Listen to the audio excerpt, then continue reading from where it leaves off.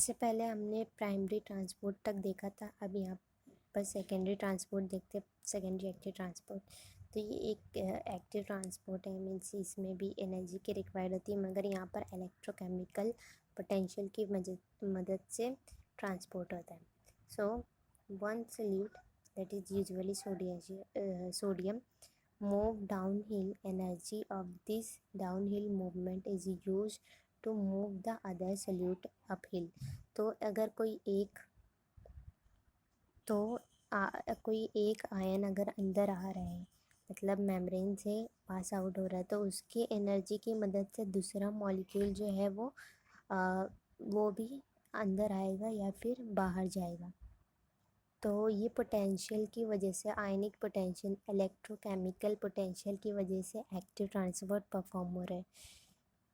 को ट्रांसपोर्ट, जिसे हम सिमपोर्ट भी बोलते हैं, तो इसमें क्या होता है कि फॉर एग्जांपल सोडियम ग्लूकोज की को ट्रांसपोर्ट टाइप होती है। सोडियम ग्लूकोज जो है को ट्रांसपोर्ट का टाइप है, जिसमें अगर सोडियम एंड ग्लूकोज एक साथ एक डायरेक्शन में इंटर करेंगे या फिर आउट होंगे सेल के अक्रॉस, तो इसका अगर सोडियम अंदर आ रहा है तो मतलब इसकी एनर्जी से ये भी अंदर आ रहा है।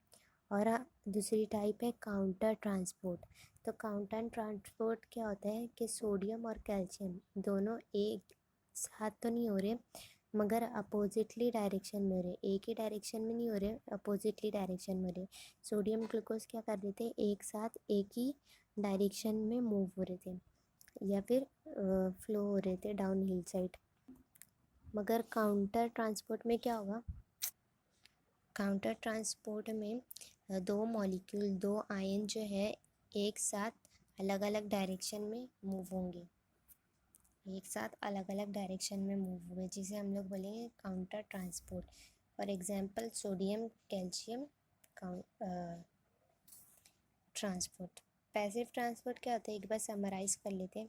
पैसिव ट्रांसपोर्ट नेचुरली फिनोमेना होता है, नेचुरली होने वाला फिनोमेना होता है, जिसमें एटीपी की